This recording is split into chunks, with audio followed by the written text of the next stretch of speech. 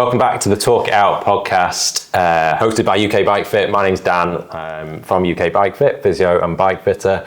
And we've dragged some chopper in off the street today to join us. He's been messaging me constantly, begging to come on the podcast, like, Dan, when are you going to get me on? When are you going to get me on? So eventually we've had to cave in, and unfortunately this is the episode that we've got him for. So thank you very much, Ben Swift, for joining us. Thanks for having me. Ben, do you want to introduce yourself, and then we'll go from there? I can do. Ben Swift, professional cyclist for, can't remember how many years now. Too many years. Well, too many years. That's what we're going to talk about. Yeah. Currently of INEOS Grenadiers, right? That's correct. So, today we're going to talk about basically your career through pro cycling, because you've been with Team Sky, or INEOS as it is now, basically from the start, right? From the first year it was? Yeah. Sky? Well, I actually signed pro with Team Katusha prior to all that, and spent my first year there back in 2009. And there was a lot of talk about a British team coming around and starting, and a lot of hype about it. But at that moment in time, we didn't really have that many British pros, really. We had a lot of up and coming guys. With the academy, it started to create a really good pathway and stuff. But I remember sat there at my first Giro, actually, close to where we were living on the coast. And then Rod, Shane, I think Max came over on one of the starts, and we were just chatting. And they were like, oh, look, we're seriously getting this team off the ground, like first British team, big backers and stuff like that. And would you be interested if it all came about and stuff? I was like, yeah, definitely. You know, I still obviously got 18 months left on my current contract and stuff. But, you know, it's pretty exciting to be a British team coming around. And anyway, went through that year. It progressed a lot more, and it was looking more and more likely, and then it was happening, and then it came to the point where we need to sort of get on my current contract and join Team Sky. Yeah, so there's something about the transfer between when you went from Katusha to Sky, where at the time the rules around transfers were different. Like, you could move sort of halfway through the year, right? And then once you did that, there was, like, the UCI started looking at it, and yeah, I mean, it was a very different time back then. I think there wasn't really this moving around as much. It was like you'd have your contract and stuff like that. So to break a contract, it was quite rare back then, especially like your Neo Pro contract. But it was too good of an opportunity to miss. You know, the whole backing and the whole people behind that team is people that I'd been with since I was under 16. You know, it was the same people that I was with on the track, who I knew, and I knew what they were capable of producing and stuff. And basically we just went with it and sorted it out with my agent. And at one point I was on the sort list for Tour Down Under for both Katusha and Team Sky while it was still getting sorted out. So and then it was a bit of a strange time, bit of a scary time as well, sorting out that contract and stuff. But in the end it worked out. Yeah, for sure. So you said when Team Sky was being sort of put together, you were told about big backers and whatnot, but Team Sky obviously eventually then went on to become sort of famous for this sort of marginal gains strategy, and obviously when they were dominating the World Tour, that's what everyone sort of focused in on. At that time when you first went to Sky, was it obvious that sort of thing was happening and that they were doing things differently to what other teams were doing, or did that sort of come later on? No, definitely. I think if we look back to who was actually behind the team, it was all the guys that were part of that track cycling team who were dominating and starting to really take control in that. You know, we were with the Beijing Olympics. That's where it kind of really started. And then obviously Beijing, then what was it, into London after Beijing, was it? So was, yeah. part of that process and stuff. And I remember our first year, we came out and we had all these ideas. We had big ambitions to win the Tour within 5 years with a British rider and stuff. And I remember our first race, actually, we came with a thing called, which obviously everybody's using now, skin suits. It was very much just shorts and jersey. Some teams even had baggy jerseys still at that point and stuff, or not tailored jerseys. So we came out, skin suits, slightly filled in helmets, like helmets with shells. And I remember everybody just laughing and like taking the piss and, oh, what are you wearing that for, blah, blah, blah. And we won our first race, and then slowly but surely, all these little things that we were doing, like we were the first team to really do like the cool downs after the race. You know, everybody then was on the turbos. Now you see it everywhere. People are warming up, cooling down. Yeah. Skin suits.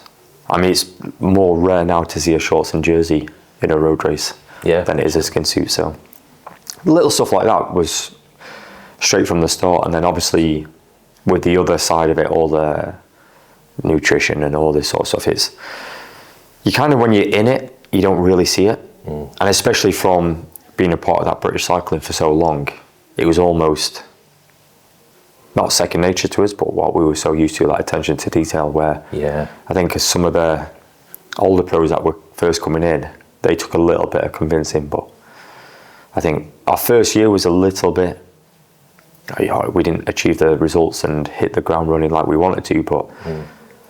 So what year was that, 2011? 2010, the first year. I mean, we still had good results and we were there, but it was really kicked off in that second year when we really started to produce the big wins. Yeah. So, 2011 then, obviously, that was when, did you go to the tour that year? Was that Bradley Wiggins' first tour? So Brad, he came on to try and win the tour in 2010. 2010, yeah. But I think, because I think he was fourth in the tour the year before with Garmin, was he? And then that's when it was all happening. But that 2011 it really started. I think he won. Did he win Paris-Nice that year as well? So that was kind of like the real. Maybe I'm missing something. It's a long time ago now. Yeah, one of them. So you went on. I went in 11. In 11, yeah, and that was like when we're really serious about winning. He'd won Paris-Nice. I think he'd won even Dauphiné as well. So he was like one of the favourites.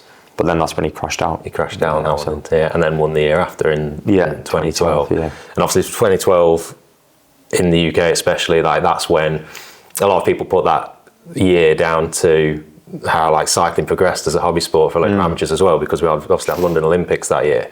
And you were doing a lot on the track that year as well. Yeah. You went to Worlds and did all right? I did all right, not too bad. It was all right. Got some rainbow jersey. Yeah, I got one. So I think even from Beijing you could see like the interest growing. Yeah. Because obviously I think, did they win in Beijing? I can't remember. On the track? Yeah. I know that they were really starting to, they were performing well. And that's when the real interest, and obviously the next Olympics was home games, so the massive drive. And there I was kind of combining the road with the track. Yeah. I never really, maybe it's one of the little regrets that I do have in cycling. It's like I didn't invest enough in the track, even though track was something I really grew up loving, and at one point it's thought that's where my career was going to go, on the track. And then that kind of 2011 I was really performing quite well on the road myself, so I was more invested in that, where maybe if I had invested on the track a little bit more and actually fully focused on it, I could have made that team pursuit team, where in the Worlds lead into it, that Olympic cycle, when we went out to Australia, I was in the team pursuit team, and then I slowly just kind of slid out of the team. I was always like man 4, man 5. I didn't want to invest enough to go as man 5 and then sacrifice like the road. Sure. So I was at a bit of unfortunately for me, a bit of a crossroads in the career. Yeah, we obviously, so what did you get your Worlds jersey in? Yeah, so once we were there, obviously, we sat down I remember sitting in a room with Dave and Shane. And it's like, oh, look, you're not fully in the team pursuit team. We've got these 4 guys that we think are going to go. You kind of knocking on the door a little bit. And we did speak about like the road and that progressing and trying to be a part of the road team that was behind Cav. We said, so and really like historically, my races were on the bunch races, like the Scotch Points and Madison. So it was like, you're here, we're in Australia, you got good form. Just go and race the 3 bunch races as almost like a bit of a swan song, goodbye to the track. Go and enjoy it, race your bike. And then it actually went all right, got a gold and 2 silvers. All right. Second in the points race by 1 point. which was a bit frustrating. Second in the Madison, but that was a surprise. Me and G, I don't think we even spent a lap in the peloton. We're either off the front or out the back. Nobody knew where we were, and then we finished. We're like, oh, that was odd. Looked up when we were second, so oh, we done that? And then that was that. So were you never in the run-in for 2012 Olympics in those events? It was always like team pursuit or nothing? Well, at that time there wasn't. It was team pursuit and Omnium.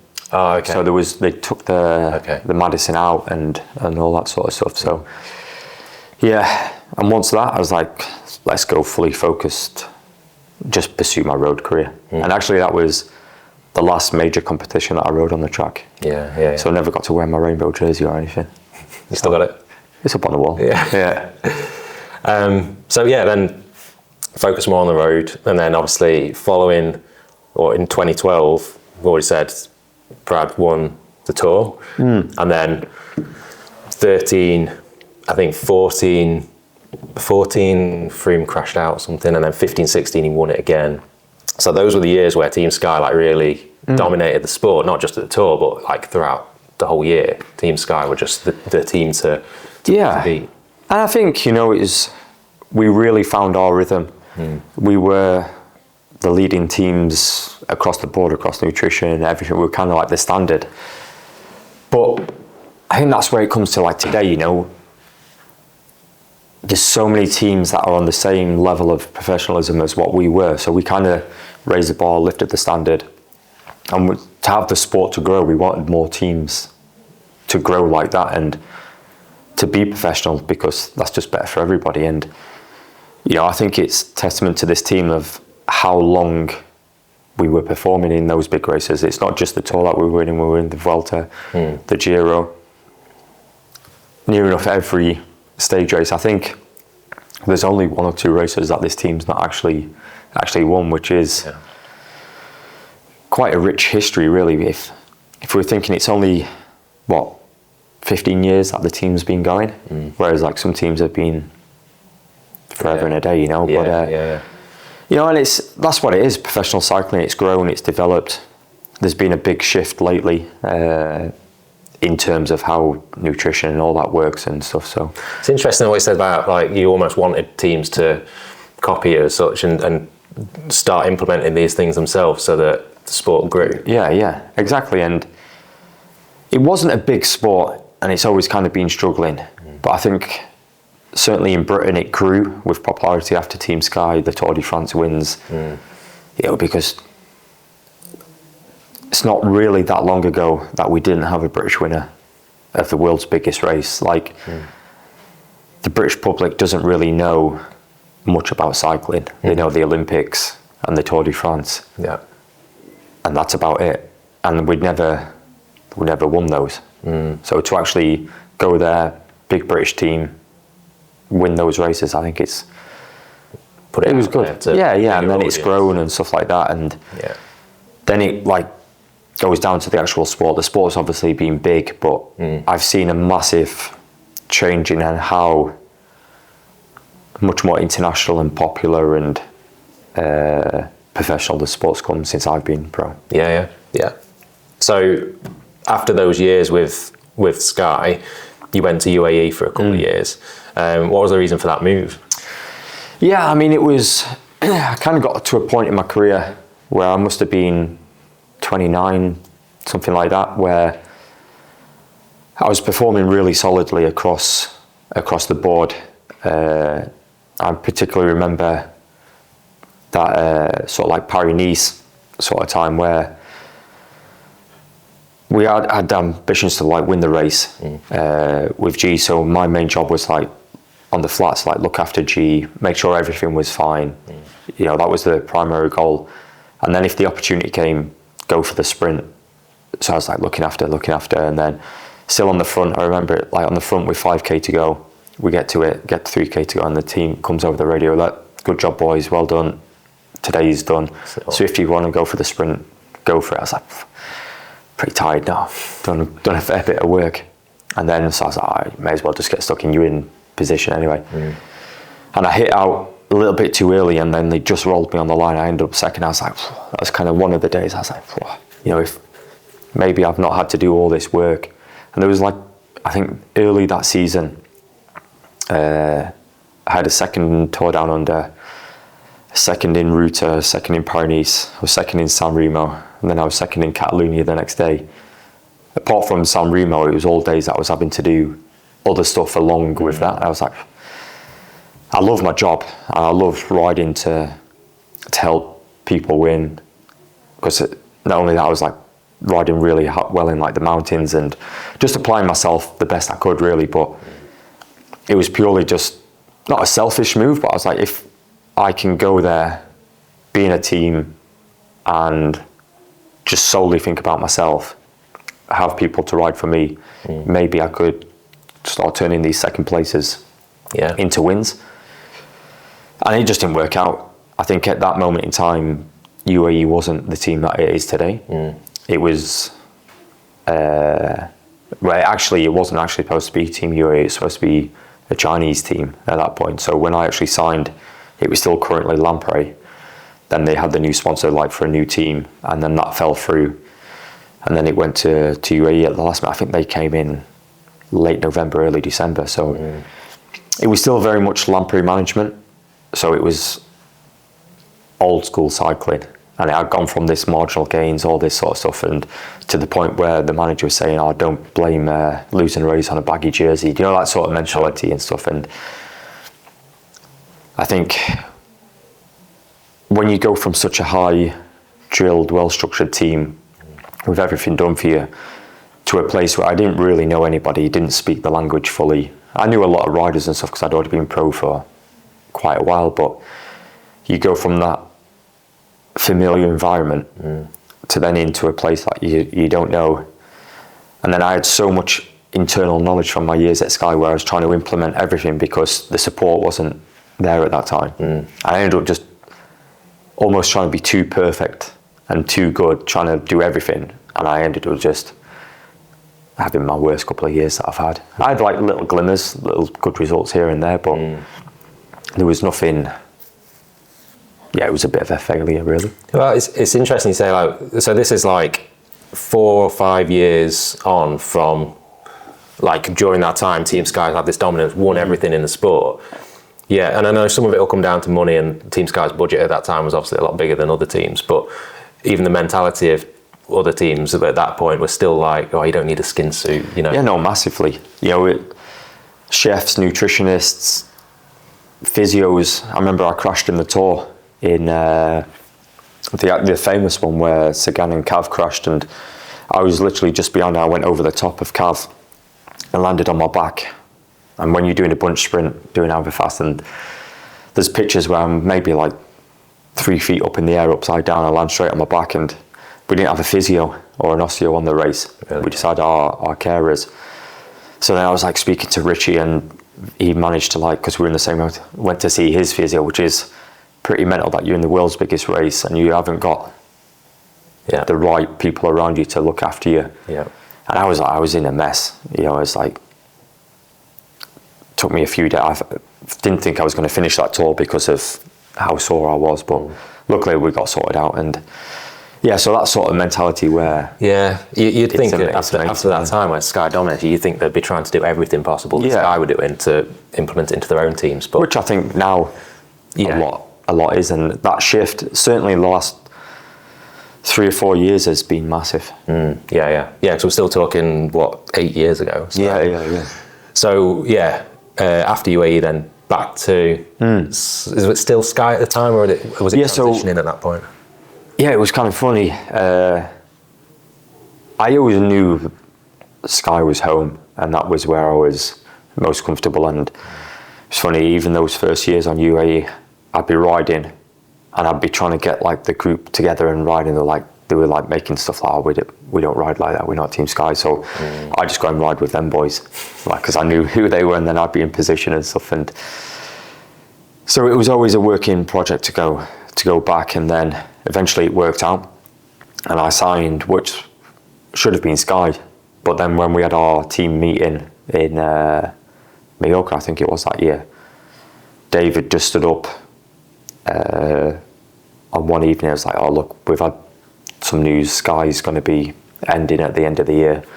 we're going to work on a new sponsor. So I'd signed for a team that potentially wasn't going to be around anymore. Yeah. And obviously, we were still very dominant at that time. Really successful. G had just won that tour. Through me, was he second, was he? Or was he third? I think they were both on the podium anyway, weren't they? And then, obviously we got the new sponsor in INEOS. And so it was that time where actually I had a lot of kit that year. So I signed as Sky, did my first 2 months as Team Sky, but I had that massive crash in Tenerife in February. So I only did 2 race days. Yeah, I think I did Valencia and Provence, went straight to Tenerife to train with G, crashed, spent a week, 10 days in hospital. Then I was like 3 months out. So when we came back, it was already Team INEOS. Okay. But we was in the transition kit. So it was like Sky colours, but with INEOS. So that was the second loaded kit. Then came back to race in Romandy. Oh no, Tour de Suisse. And then that was when it was full INEOS kit. Nice. Next week went and won the Nationals, so I got a load of new kit there. So that year I got about 5 different sets of kit. So that's like that just made it worth it. Like anything else was a bonus. No, exactly. exactly. You got all the free kit. All the free kit, yeah. Nice. Okay, so Sky just changed anything else. So at that point, was there anything? And at that point, it was still largely the same management team, wasn't it? Everything was the same, yeah. So nothing changed really, like in terms of. All that changed was the name on the jersey, really. Yeah. You know, we went there, we won Tour de Suisse with Egan, which I was a part of. I think we won all the races earlier in the year. Then obviously they went to the Tour. I think Egan won that Tour, with G was second. So, you know, nothing had changed really. Still dominant. We were still dominant, and we were still performing, and yeah. So when did you notice the change? Because obviously, like now, compared to how it was when INEOS first formed and Sky finished, the results aren't the same as what they were for whatever reason. So when did you start to see a change in results, and do you put that down to anything like that had changed within the team? I don't think it was really a change in the team. I think the biggest thing that we noticed, really, I think it was, so obviously we finished that season good. We were starting to get challenged. I think that was when Jumbo, or whoever they were called back then, they were starting to perform highly. And let's be like, we've never performed massively well in like the classics and the Ardennes. We've had good results, we've won them, but we've always been so successful in the Tour. And if you win in the Tour, that's everybody else kind of, like we used to go to Tour Britain and just roll around, you know, and just have no criticism or anything. Yeah. If you've got that Tour first and second winning stages, kind of just takes care of the season. Nothing else matters other than no. that, really. And then going into that 2020 season, everything was still there. The motivation, we were training full gas, and then I think we had maybe. It's hard to think back now. I think maybe we didn't have the best of starts in that 2020 season, but then obviously COVID happened, lockdown happened. I remember I was actually moving really well myself. I was making a big push for the classics that season, and I was perhaps in some of the best form that I'd had in a long time. And then it was like, well, look, we need to stop. There's no point continuing to training because we just pulled out of Paris. We decided one of the teams that we weren't going to go to Paris, and then I think that was the last race. After that, everybody went into lockdown then, and that was it. It was for everybody in the world, it was a weird. It was a weird situation. Yeah. So you said, like, you know, teams like Jumbo at that time were starting to perform. At that point, were other teams starting to cotton on to what Sky had done 5 years previous and started to implement that? I think also there was just a shift in riders as well. We saw, like, I think the back end of 2019 is when Tadej did his first Vuelta. I think it was his first Grand Tour, and he won 3 stages, and it was his second or third, I don't know. Obviously there was like rumours of these super talents coming out, and you know, Primos was flying. I think even Jonas was starting to make an appearance. Maybe I've done him wrong there. He's probably flying before me as well. And then obviously that 2020 end of season was a strange time. You know, we were one sport that was able to train. We were allowed to train out on the public, and I think we were one of the first sports to actually come back. I remember we were racing full. I was doing like the Italian classics in August, so like San Remo and stuff like that, because I presume it's because we were racing in the open air, not in stadiums and stuff like that. So it was strange, like around there was like no spectators around and stuff, but we were still racing. We obviously had all the tests and stuff like that, but and then all the Grand Tours, they were kind of like overlapping with each other. And I can't remember where the team finished in the tour that year. Obviously that's when Tadej won. Did he? Yeah, he won that tour. Yeah. He beat Primos on the time trial, something like that, yeah. I can't remember where we finished. But we had a big focus on the Giro that year, and we obviously won. Well, we were going with G to try and win, and he was flying. Then he crashed out, obviously, so we were like, oh, what do we do now? We didn't realise how well Teo was actually moving at that moment in time. We won 6 stages, I think, and the pink jersey. So, yeah, I think that was pretty successful. It's all right. Yeah. I mean, we made the most of a strange season, season there, and Willow won other stuff along the way. And was that the year that Bernal had his crash as well, or was that the year after? Because Bernal at that point was like the real. Yeah, he was the next. He was in that group of like Pogacar, Roglic, who were going. Well, he was seen to be the next. It was hard to see past him winning the next 5 or 6 tours. You know, I think what was he 21 or 22 when he won his tour in 2019.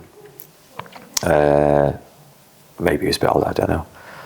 Yeah, I think it must have been 21 that he had his big crash. Because also in 19, that's when Froome had his crash. Oh yeah. So that's when we were.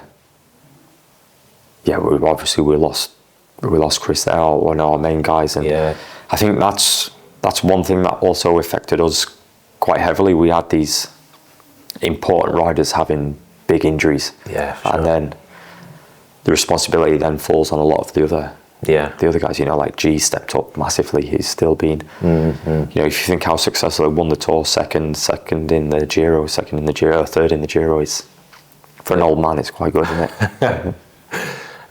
He's not that much older than you, is he? 18 months, that's enough. It's all there, you just know.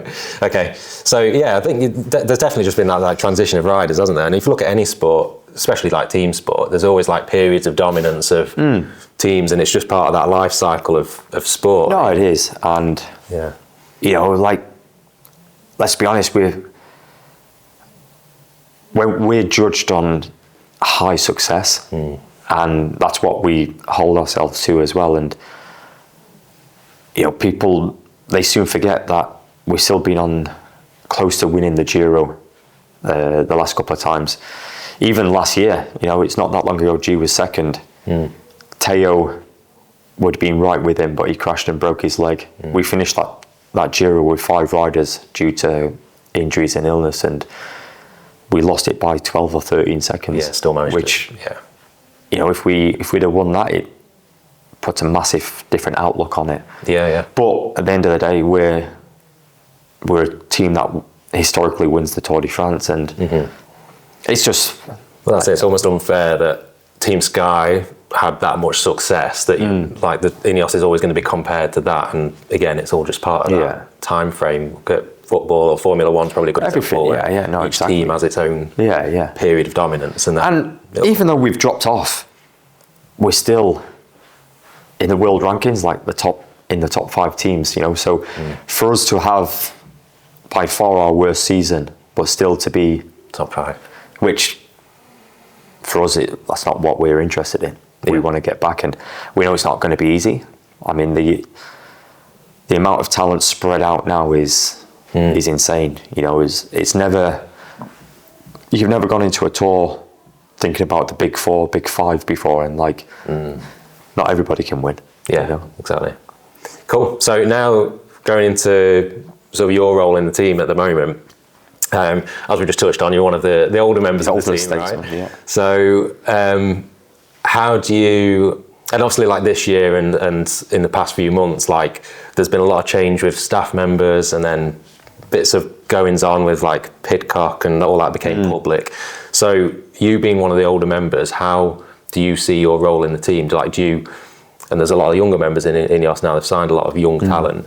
Do you see yourself as one of those riders who, when stuff does go on sort of outside of the team, do you put your arm around and say, look, this is what we'll do, this is how we'll do things? And yeah, kind of. I mean, like you say, I've gone through my phase of development, trying to win races, be at the front end, to then going into like, not falling into a role, but going into the role of being like road captain, domestic, but then also trying to, like, I always strive to be the best that I can be.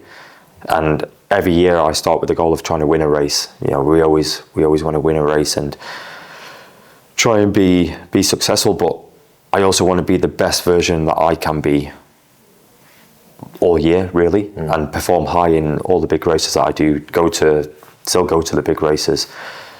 And then I think with that, it just goes hand in hand by being like in like a football team, like a team captain, not necessarily the team leader, but like a team captain, you know, like, but that doesn't mean that you stand there and dictate and say, do this, do that. It's more just leading by example, doing this, going about your way, how you handle it, like talking to people, but not telling them what to do, just kind of just being with them and stuff like that, you know. And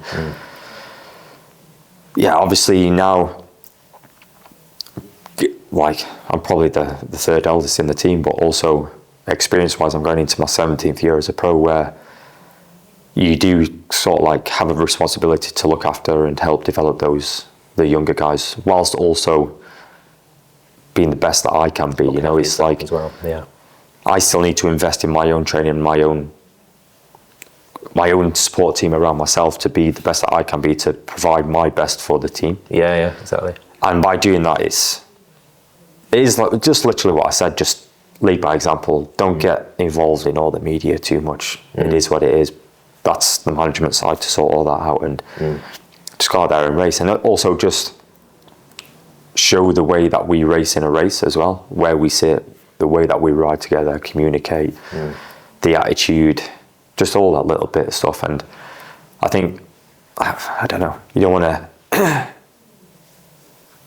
blow your own trumpet in a way, but if you don't realise that you're doing it, but you're doing it, maybe you're doing it good, I don't know. Yeah, like instinctive, and it's so long, it's just, and that takes time, and those younger riders that are coming through just haven't got that instinct, so exactly. Pass that on, it's yeah. Do you see yourself like going into like management after racing, or is that something you even thought about at this point? I mean, it is starting to cross my mind a little bit now. You know, I'm obviously getting towards the end of my career.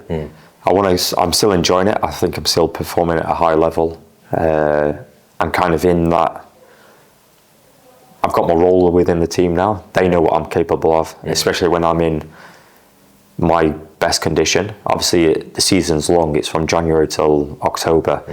We race, this year I did 83 race days, I think. So there's a lot. You can't always be in best condition. Forgot what was going on, but yeah, so obviously I know that it's coming to the end. I'd like to do another year or two. I don't feel like I'm ready to, I'm not finding like the winter training or anything too much of a grind yet. So no. And this last season just gone, you've been going well. Yeah, I think riding really well in Giro, and I think maybe, what's the word? It was probably one of my most consistent seasons that I've had.